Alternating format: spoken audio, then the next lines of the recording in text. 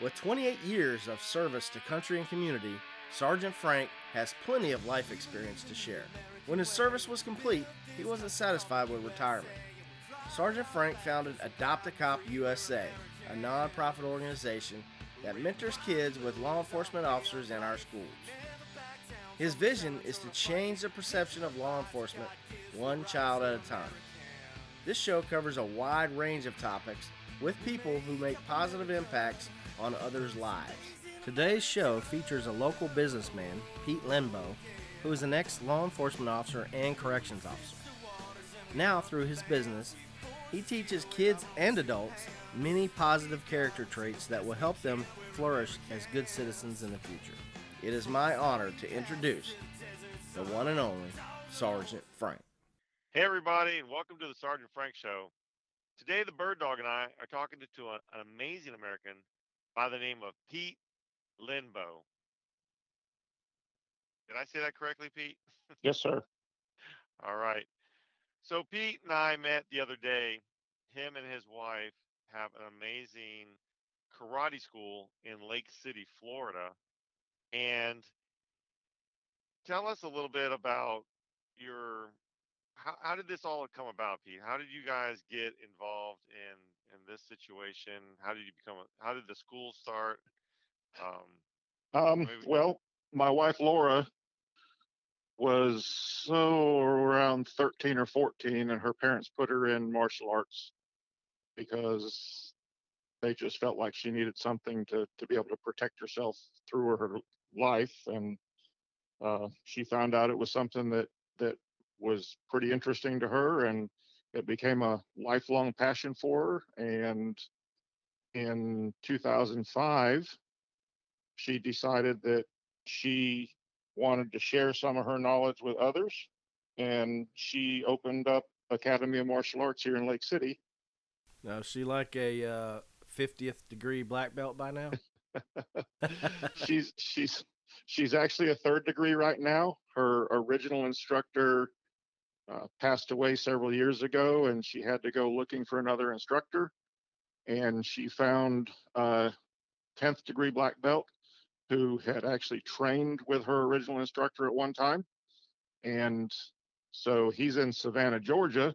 So we make frequent trips there for her to train, and we train through video and things like that. And she has earned her third degree in his organization. So I was just joking around with the 50th degree. I don't even know what it goes up to. Do you? 10th degree is generally it. If you reach 10th degree, that's kind of a lifelong thing, and you've been practicing martial arts for a long time. Now, I'm not a martial artist. I was in law enforcement and corrections throughout my life, so I had a lot of hands-on type defensive tactics type training. I was an instructor for a while with the Department of Corrections. So I kind of help her in the background as the office manager. I kind of run computer things and things like that, but I also assist with self-defense classes and bully defense classes and stranger danger classes and the free seminars that we do throughout the community. well, that's fantastic. And what are the age groups of the children that you guys or the adults that you guys train? We teach from 5 to 105. Whoa, Wow. you got a What is the 105-year-old?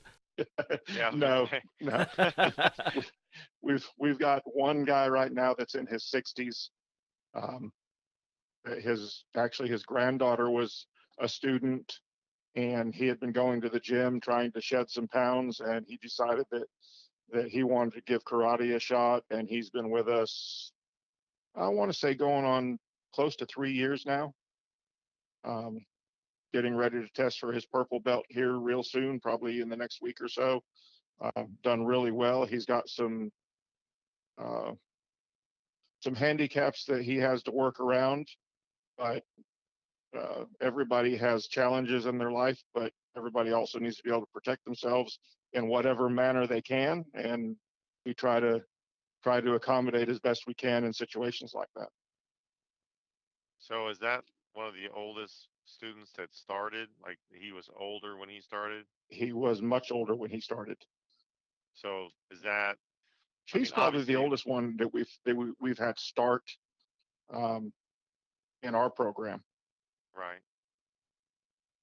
So I have a question. And go ahead, Dan. Um, so I took karate, I took taekwondo when I was probably 14, 15, and I got up to a purple belt, but my parents moved around so much I didn't keep up with it. So first question do y'all, what kind of karate are y'all teaching? Her original style was a freestyle called freestyle no nonsense karate. It was developed by her original instructor. He was a black belt in multiple styles, and he found out that he liked, for instance, the kicks from Taekwondo, and he liked the joint locks and pressure points in Aikido, and he liked some of the punches and things from Shuri-Ryu. So he took certain things from certain styles and developed a style that he had certified through the American, Korean, and Japanese martial arts associations. So that's called freestyle no nonsense karate, and it's exactly what it says. It's a very uh, defensive style meant for street defense. There are no forms, which if you did taekwondo, you know about forms and katas, things like that. There are none of that in this particular style, although we do have some forms, basic forms that mainly the kids, if they want to, can learn and compete with. We're not a competition school. That's not what we train for all the time. Again, we're very defensive style, but we do go to tournaments if kids want to. We do host a tournament here locally, um, because that's something that Laura is also interested in. She's been an official at the U.S. Open Karate Championships for the last, well, since she's became a black belt, um, as well as the Battle of Atlanta Karate Championships, the Gator Nationals, and multiple others. And she decided that she wanted to try to do her own tournament. So we're getting ready to do our 7th event next month. So if I, obviously at 52 years old, I'm not going to come back in, even though you say you have a 60-year-old. But could someone like go a few years, maybe 10 years, and decide to go back into it, and as long as they're proficient at everything else, pick up where they left off as far as like belt? If you come into our school, she would recognize a black belt from another style, obviously. But if you come into our school from another school, you're going to start in our style as a white belt. You're going to start back at the beginning. However, what you've learned is going to be within a few, I don't even know how to say it. Um, It'd help it's you going to move be up very faster. similar. It's going to be very similar to what you already know. A stance might be a little bit different. A punch might be a little bit different. But yeah, you're going to move up a lot faster. Okay. I had no idea that the bird dog had this type of background. I'm pretty. It's funny how we learn things. I mean, I've known him for 25 years, More than that. and this is the first time. Yeah, more than that. This is the first time I heard of those abilities that he had. And now I know about his videography and editing and obviously his production skill set also. But Sure. very interesting show tonight, y'all. So tell us about this event. This is the seventh annual event you guys are hosting in Lake City. Correct. And It's the Florida Gateway Challenge Open Martial Arts Tournament. It's open to all styles, all ages. Um, we have point fighting, continuous fighting, and those are both light to medium contact, striking and kicking. Um, we have traditional forms and open forms or creative forms. We have traditional weapons forms and creative weapons forms. So creative means that it's something that somebody has made up on their own, or they might have put it to music or something like that. That's a little different than the traditional form in whatever style they're taking. They're doing something a little different. We have this year, we have um, a young man named Jackson Rudolph coming in. He is a world champion with extreme bow staff.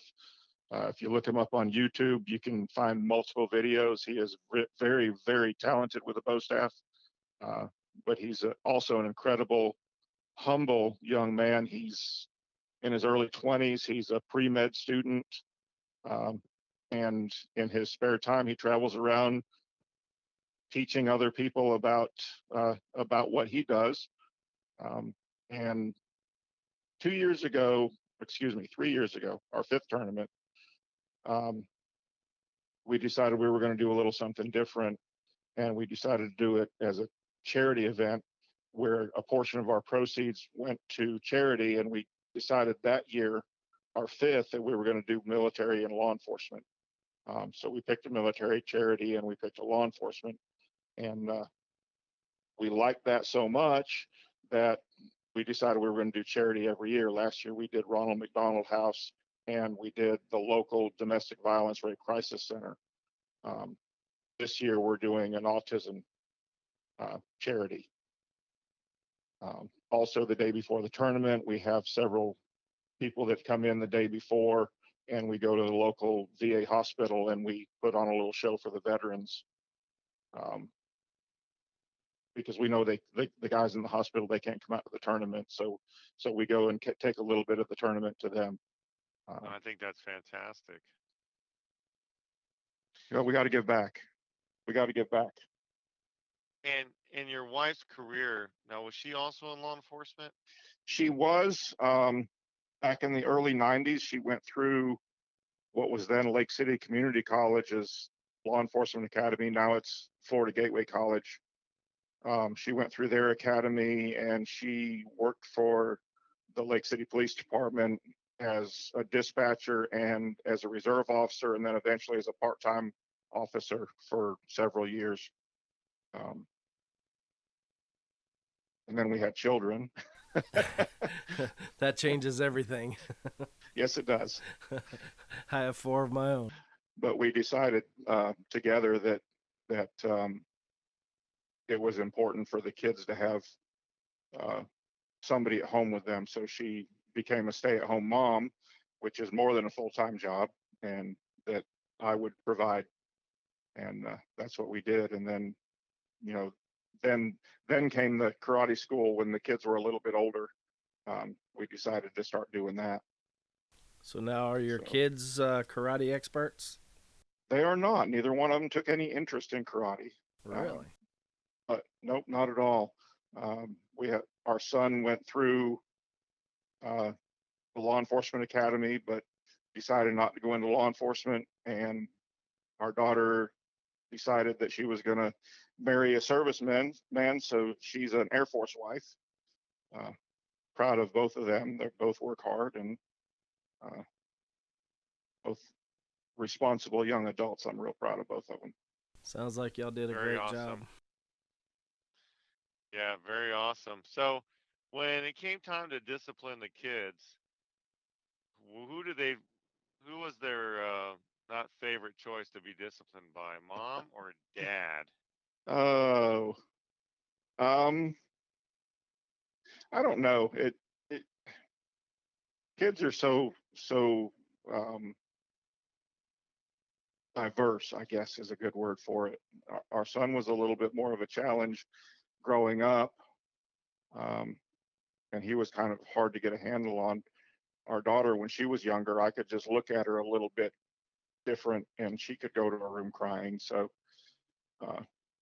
we both took a pretty good part in handling that. It was kind of family things, they knew what the rules were, and as a family we discussed things, and if they broke the rules, there was punishment to be had. And I'm just thinking, as a kid, my mom's a black belt. Like, can I have dad punish me instead of you?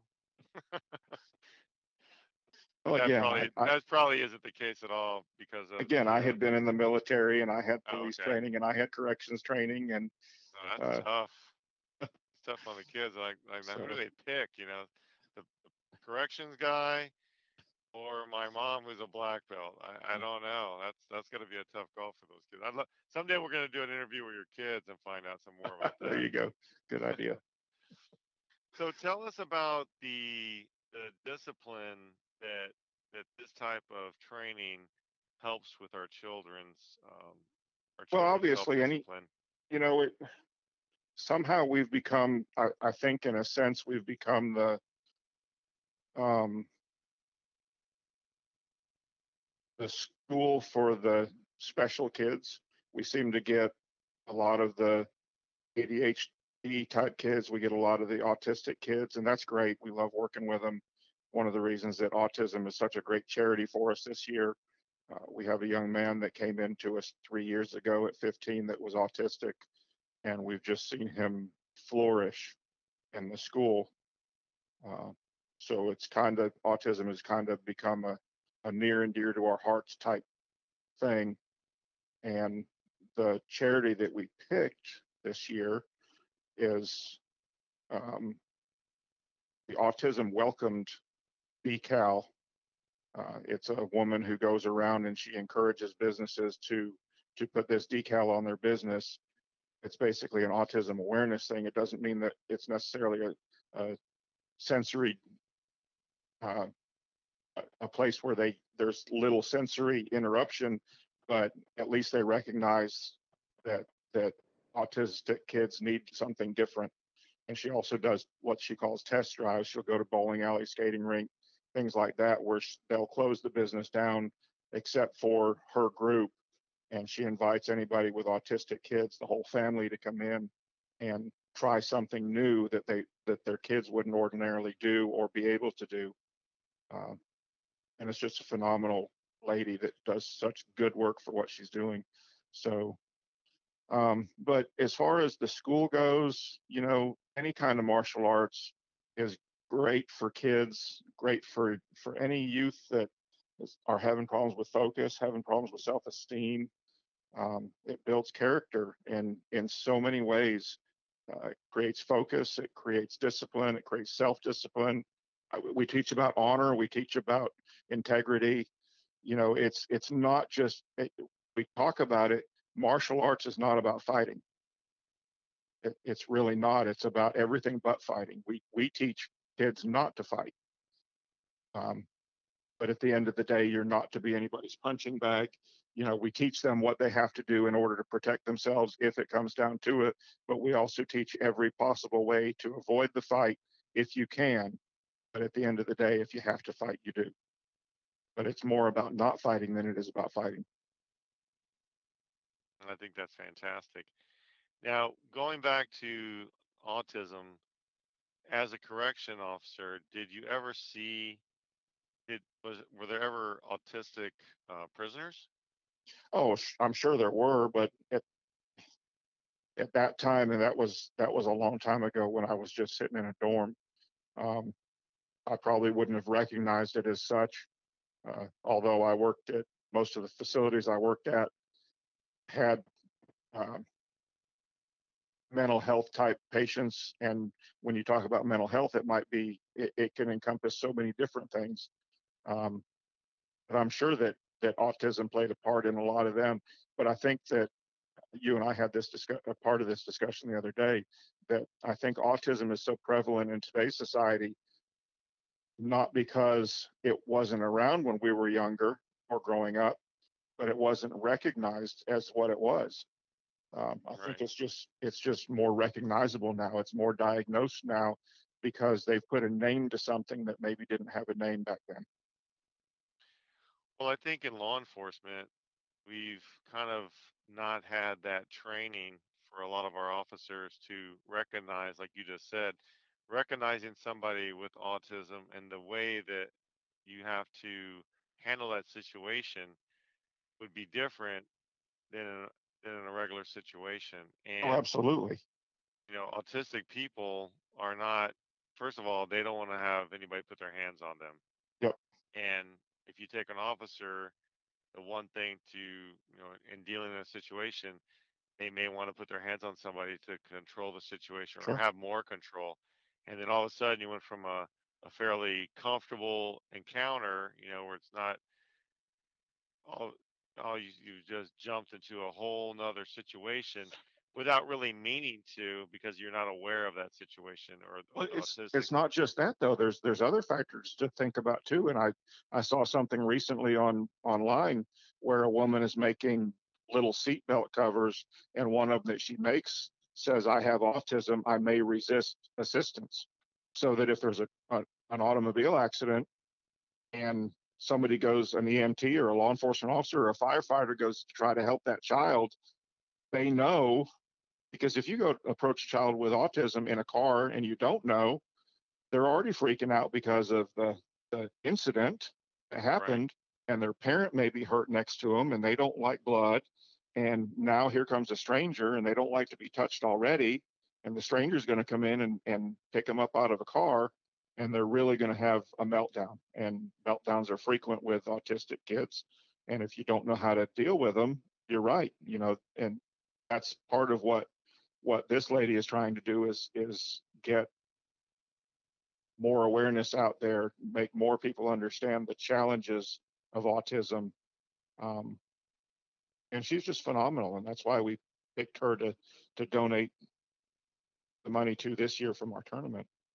I think that's Uh, great. I wonder if she's approached these different local agencies up here, like the police department and the sheriff's office, and what kind of training that would help, bridge the gap between autistic, whether it's a child or a young adult or an adult with autism, and how to handle that situation to prevent injuries to the officer, deputy, or to the person. that's a good question, and that's a question that I can ask her. Awesome. So tell us about some of the it- being that transition from law enforcement into the civilian world of owning a business. How much fun has that been for you? I've said frequently that I need to go back to work so I can relax. Um, Because we got so much going on. Just these couple months, June and July, we had Laura had a black belt training in Savannah. She has belt testing coming up this week for multiple students. Next weekend is the U.S. Open Karate Championships in Orlando, so we'll be at that for the weekend because she'll be officiating. I'll be helping with timekeeping, scorekeeping. Um, following week, the week following that, she has boot camp in Savannah with her instructor, and the week following that is our tournament. So um, we've had several months like that this year where we just didn't have a whole lot of time, at least any weekends to ourselves. And then, of course, we have classes through the week, and then we have other things going on. We went to uh, Camp Blanding one day last week. One of the local church groups was having a young women's camp, and we went and taught a self-defense seminar to 78 young ladies between the ages of 11 and 17. wow, And that was just a phenomenal day.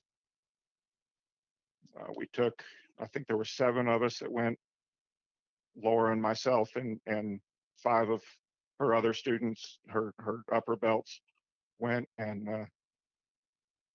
they did a, Laura went in and did a little lecture discussion on rape and things like that that they could have without the guys in there, so the girls weren't so embarrassed about things. And then we went in and we did some hands-on applications of of easy self-defense maneuvers. Here's the thing: not everybody wants to take karate, not everybody can take karate, but everybody needs to be able to protect themselves. So that's kind of been our philosophy with the seminars that we do, the self-defense seminars, the bully defense seminars, the the stranger danger seminars that we put on. That's what it's all about, is trying to reach as many people as we can to teach them simple things they can do to be aware of their surroundings and to protect themselves. So I think that's fantastic. if we were to get the law dog to come up there, would your wife? I know you said you're not teaching people to beat anybody up, but if we had a special request, Could we get your wife to beat up the law dog? You know what? I think we need to get him to the tournament because we have a mascot, Rusty Raccoon, Oh, that, perfect. that helps us at our tournament, and well, he helps us throughout the year. But the last several tournaments we've had other mascots come in, and Rusty and the other mascots will put on a little fight demonstration for everybody. Oh, that'd be Um, awesome. Maybe we could get the raccoon to attack the law dog. We're gonna have to talk to the law dog to get him ready and trained up for any kind of situation like that, Well, I don't want him for to get sure. hurt. I just think it'd be fun to watch.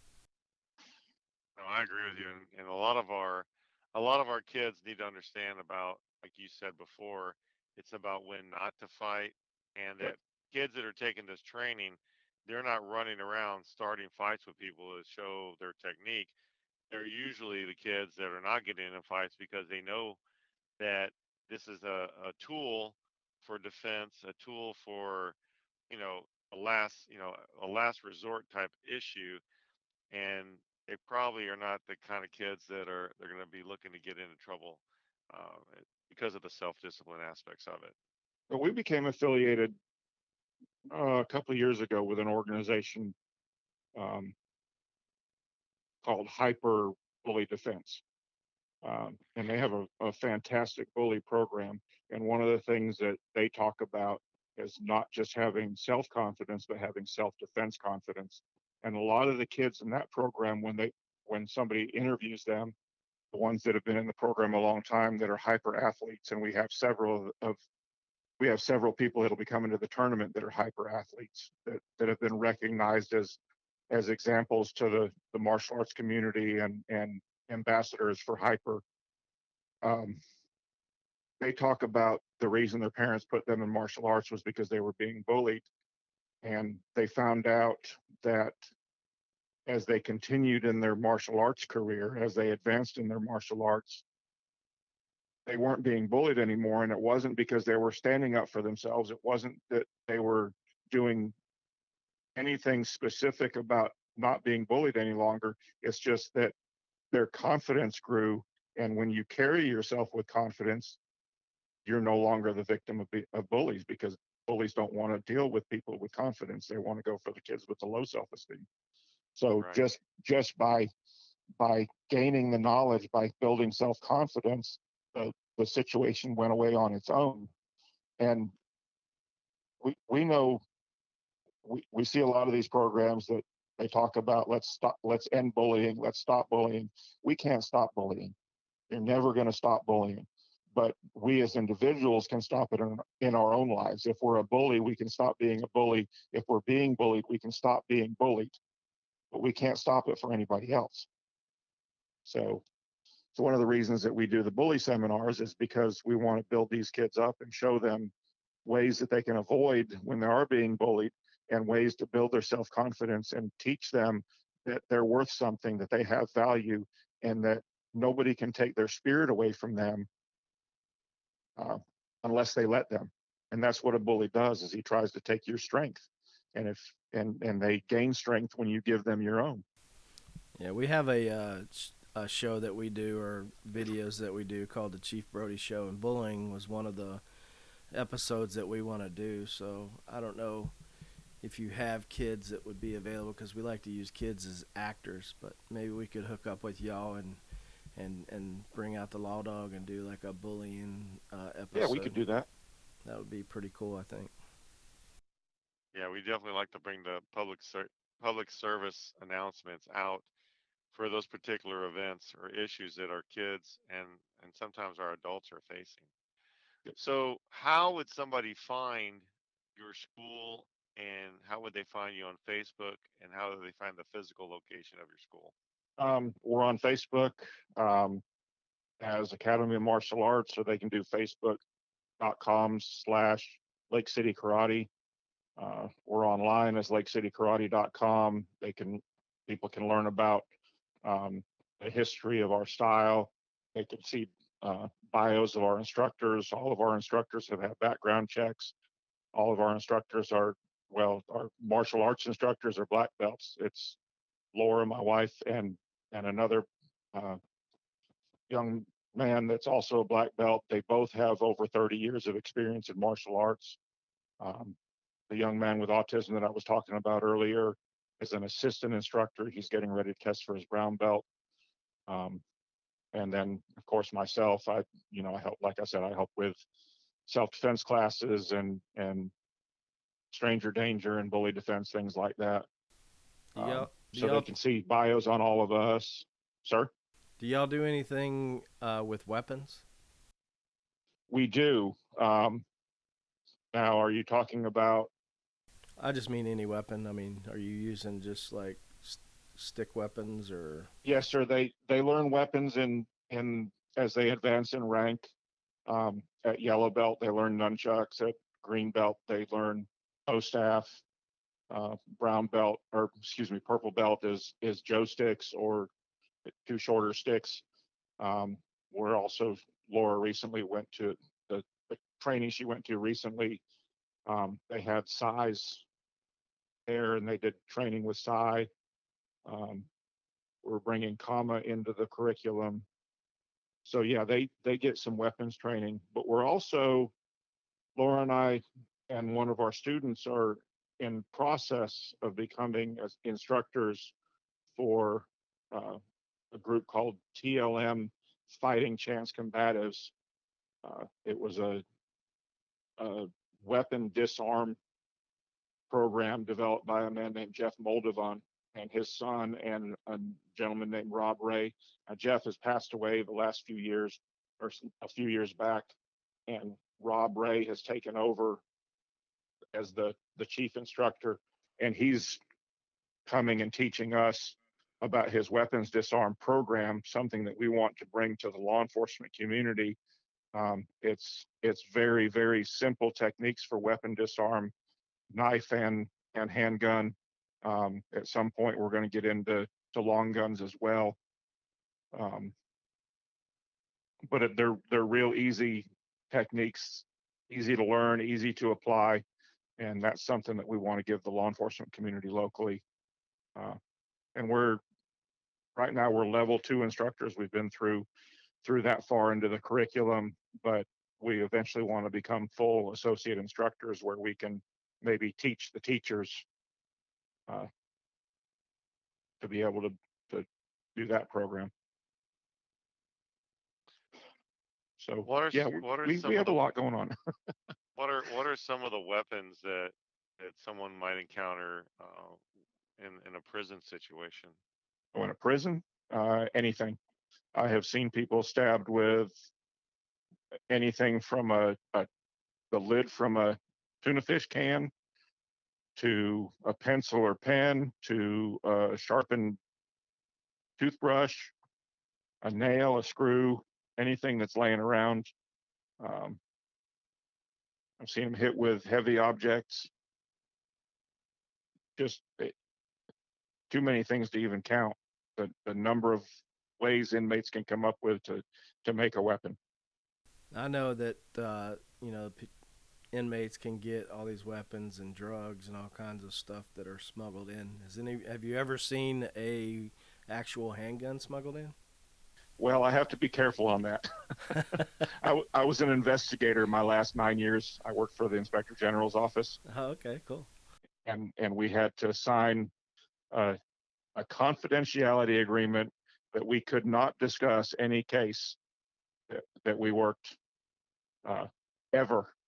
Really? They don't want people to know Really? what really goes on. I see. No, although it's public record, we're not supposed to discuss it. But uh, there was a case early in uh, my start with the IG's office where a handgun was smuggled in and two inmates shot one another, and they were going to sue the department for allowing a handgun to be introduced and for their injuries. Uh, Would they shoot each other in the big toe or something? uh, one in the leg and one in the arm, I think it was. They wouldn't. They wouldn't. They're not tough enough to go for the good stuff, huh? No, of course not. But it was an interesting case. We broke it pretty quickly. and figured out what had happened. Yeah, I figured you didn't have to tell me all that, but I got the gist of it when you said the other thing. I figured that was a yes, Yeah, but I was just yeah, interested to know for my own personal, because I was a cop for 25 years, but I know right. nothing about what goes on in the jail system. Even though my son was he worked for the DOC for a while, and my son-in-law is working there now, but I don't get to hear those stories. It's interesting. I saw it from multiple perspectives because I started my career back in the early '90s at Florida State Prison when it was actually the prison in the state of Florida where everybody got sent. They couldn't behave anywhere else. Um, and of course, it's where death row was housed. Um, they were in the process of building another death row building at Union Correctional at the same time, which is right across the street. Um, and I worked as a CO there, went to another facility and made sergeant and stayed a sergeant for 16 years because I loved it so much. But then I decided, you know what, I'm getting close to retirement. I need to start bumping my salary up so I can get a better retirement. And I promoted to lieutenant, which was the most miserable 2 months of my life. I hated it. And fortunately, a spot opened up for an inspector in our area, and I put in for that and was blessed to get it and spent the next 9 years doing that. So, Yeah, I actually thought about doing that when I retired and came up here to Fort White, and a couple of friends were like telling me, well, actually, somebody that we know is the head of the corrections down south, so they were telling us about the inspector general part, and right. but I was like, man, I don't know. I don't know if I want to go back to work. I'm having fun doing what we're doing now. It's not a bad gig. It really isn't. It's interesting. Uh, you'll learn a lot. Um, but they came to a point where I came up through correct. I was law enforcement in the military, came out and went into corrections. Was fortunate enough to get that inspector job about 2 years before they started hiring solely law enforcement from off the streets for the IG's office. And I think they're missing out on an awful lot of experience by not allowing correctional officers to promote into those positions anymore. But that's my opinion, and Yeah, I you know, agree. I mean, y'all have the inside track to everything. That's why when we there's a discuss, like, what happens with bosses, if they didn't yeah, run the streets or work the streets and they get promoted and they don't do the job, they don't know what the heck they're talking about when right. it comes to. Well, there's definitely a place for law enforcement within the inspector general's office. It's a necessary thing to have, but I think it needs to be um, more evenly split. When I went to the IG's office, it was about 25% law enforcement certified and 75% corrections. And when I left, it was about 20% corrections and 80% law enforcement off the street that had never set foot in a prison. Very interesting. It was it was a good job while it lasted, but I'm not disappointed to be out of it. I always tell my son when he was working there, it was like, you're not going to work, you're going to jail. And you only get to come out when you go home, when you're off. Yep, And then every day you yep, go back to jail. yep. Well, that my wife said she could never work at a prison, but she liked working the road. My thought inside the prison was always, I know everybody there's a bad guy. When you're on the street and you pull somebody over, you don't know if you're walking up on Joe Everyday Citizen or Jeffrey Dahmer. Very true, very true. So, I at least I knew everybody there was a bad guy. Back to so talking about how dealing with being inside that situation inside a prison as a correction officer, can you tell our listeners why sometimes that's so stressful for the people working inside there? Because we lost 158 officers last year, um, across the country to suicide. What type of programs do you guys have in place for for your personnel in those environments? Um, they have some peer facilitators that are supposed to assist in in time of a crisis if something bad happens, that they started a few years ago. The state offers state sponsored assistance where you can call and ask for help, or or go and seek assistance, and the state will pay for it for a short period of time. But it's just tough, because if it's just one of those things. If you go and look for assistance, then you appear weak, and uh, everybody, it's supposed to be confidential, but everybody kind of knows.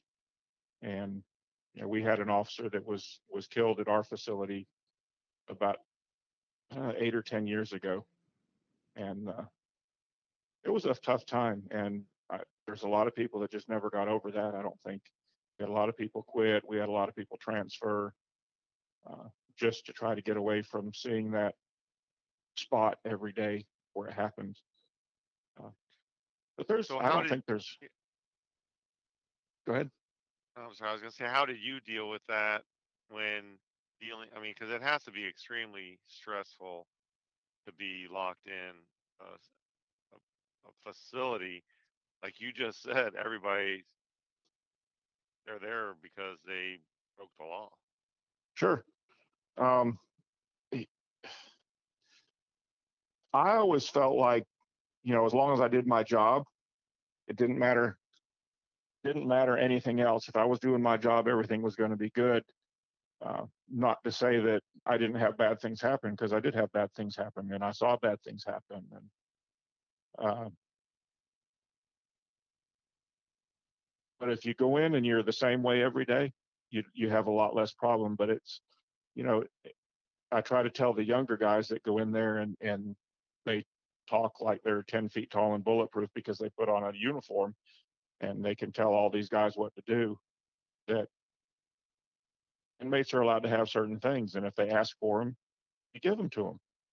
And if they're not allowed to have something, they ask for it, you don't give it to them. And you're not soft because you give something and inmate something that he's allowed to have. Uh, but a lot of people look at it like, well, I'm not going to give him a thing. And it's just, I made it through my career with a couple handfuls of uses of force, because, I mean, face it, you're gonna have to put your hands on people in given situations. And if you've been in law enforcement for any number of years, you're going to have situations that happen where you're going to have to use force on people. Um, but I didn't instigate incidents like a lot of people do. Um, you just try to treat people decent, just like you do when you're on the road. If you do the right things for the right reasons, most of the times things work out okay. And that's what 99% of the Right. police officers and corrections deputies and everybody that works in that kind of field is like.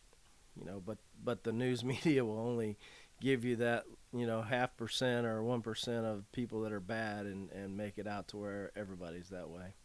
Exactly. And you're going to have, you say there's 20,000 correctional officers in the state of Florida.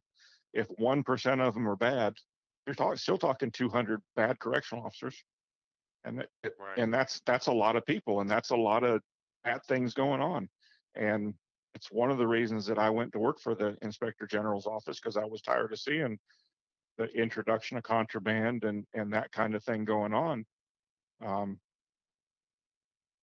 these young people coming in that don't know how to talk to people because they grew up on a cell phone or a tablet or a computer, and they don't have any communication skills if you take the keyboard away from them. um, and we had inmates like that, and we had officers like that. They have to completely relearn how to communicate.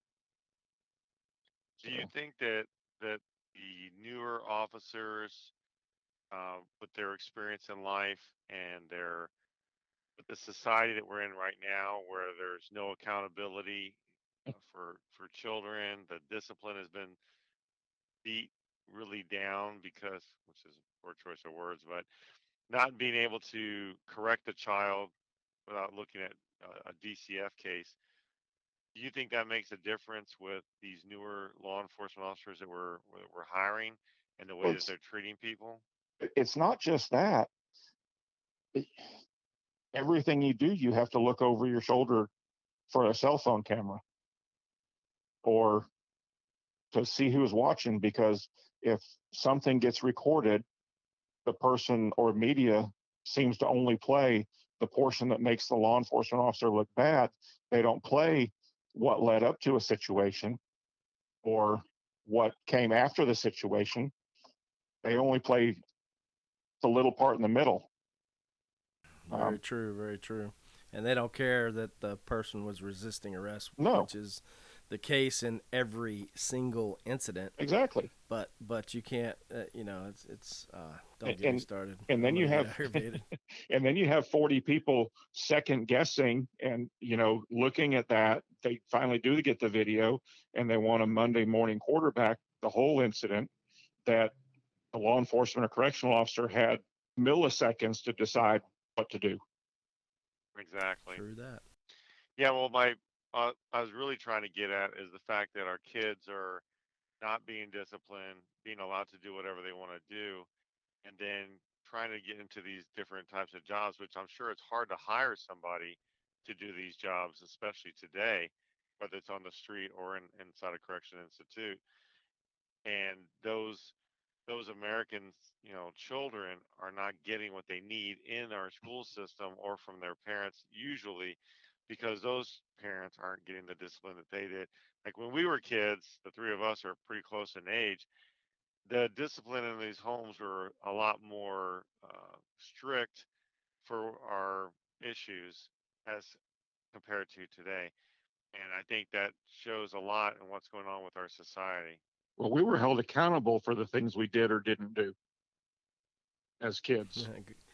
Go ahead, Sergeant Frank. Say what? Say it.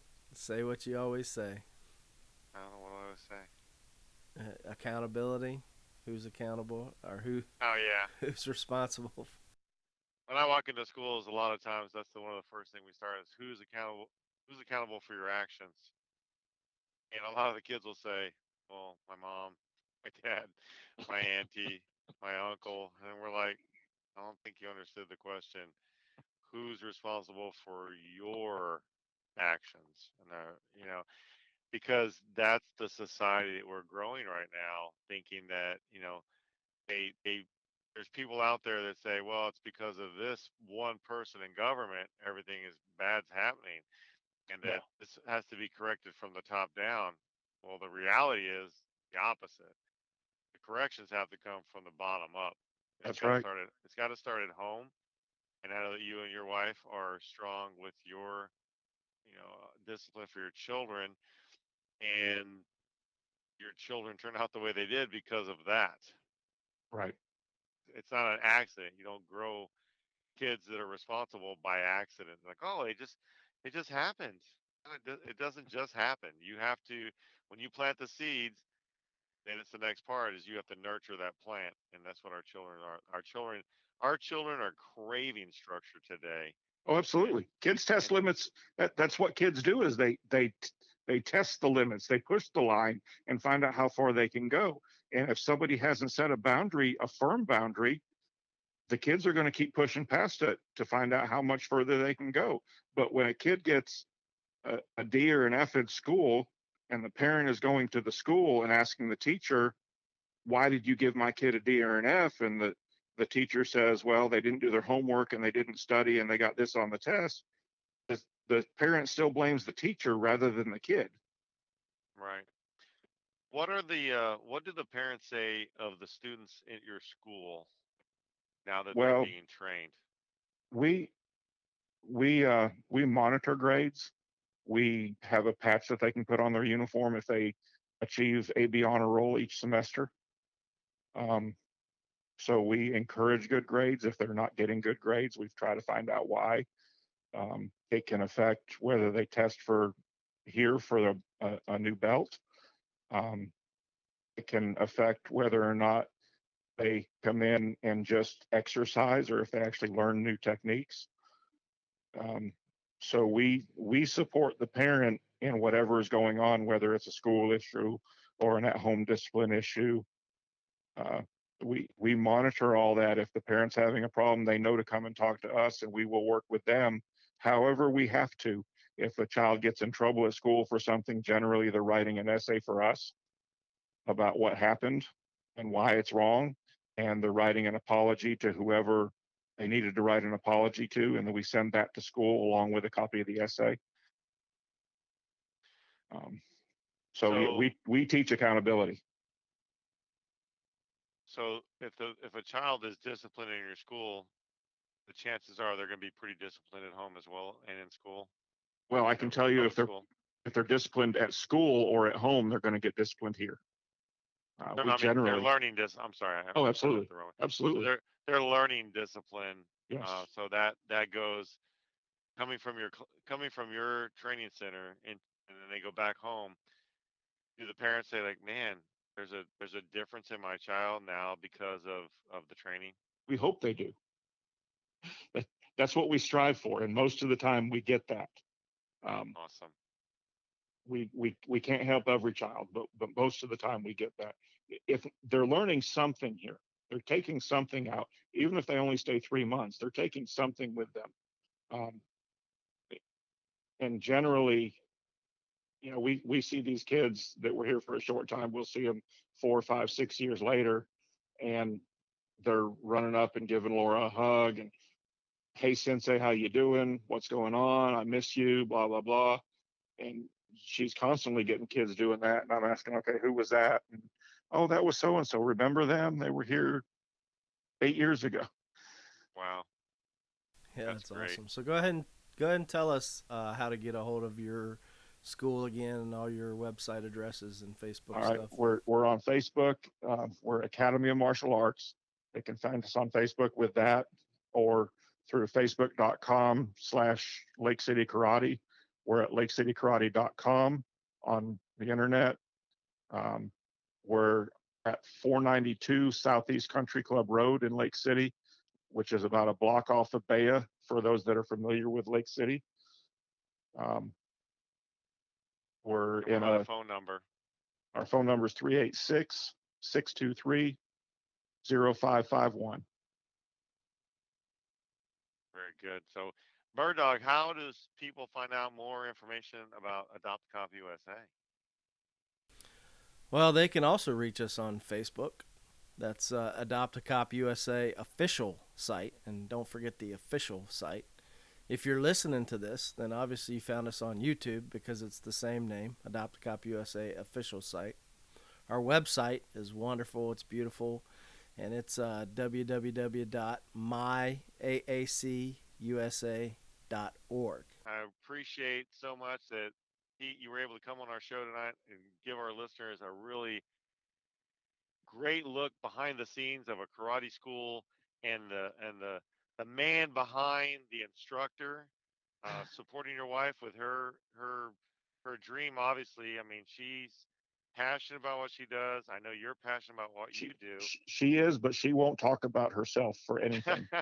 Well, that's okay because I talk enough for probably everybody on the planet. So I really appreciate what you guys are doing in the community and giving back all the time with these self defense classes for our young ladies, our young men, our law enforcement officers. I mean, you guys are really putting the United back in the United States with self defense and discipline. So we really appreciate that.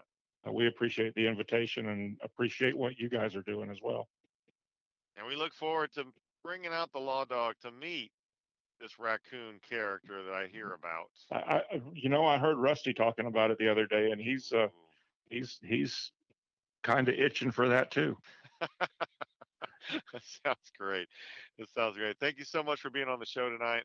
And to all our listeners out there, thank you so much for the support and the love that you show for our program.